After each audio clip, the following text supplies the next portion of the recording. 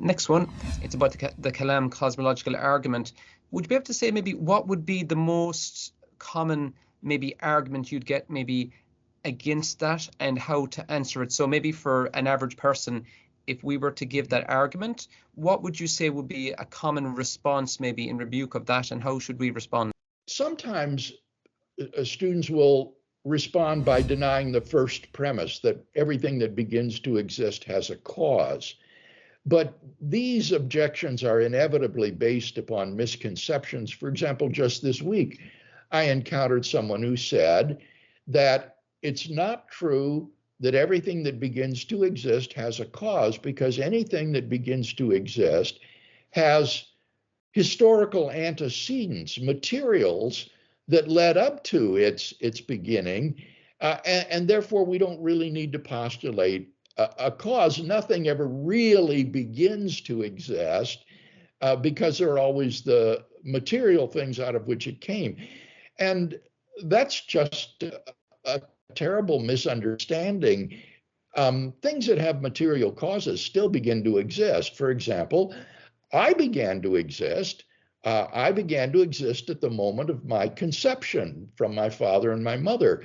And the fact that there was a sperm and an egg prior to my existence does nothing to show that I didn't begin to exist. I haven't always been around, and I came into existence because of a cause, namely my conception from my father and mother. So that's just a misconceived objection. Now, the more important and controversial premise is the second one, that the universe began to exist.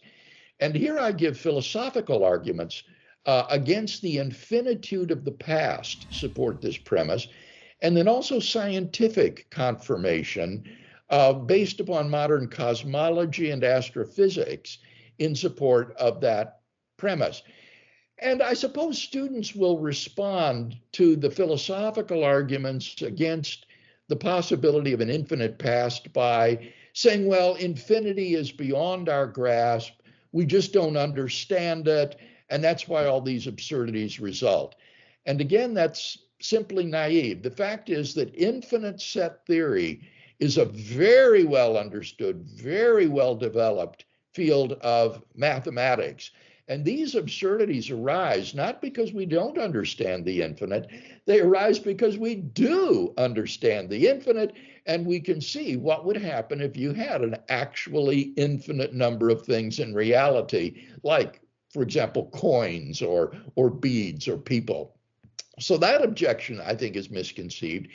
The typical response I find overwhelmingly to the scientific confirmation is, well, we don't really understand where the universe came from. It might have an unknown explanation.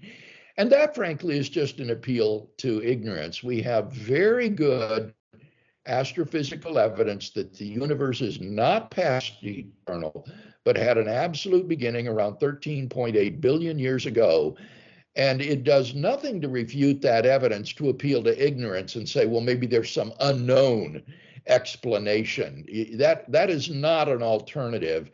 That's just an appeal to ignorance. And so when we look at the best scientific evidence that is available today, I think it is clearly supportive of that second premise, that the universe began to exist.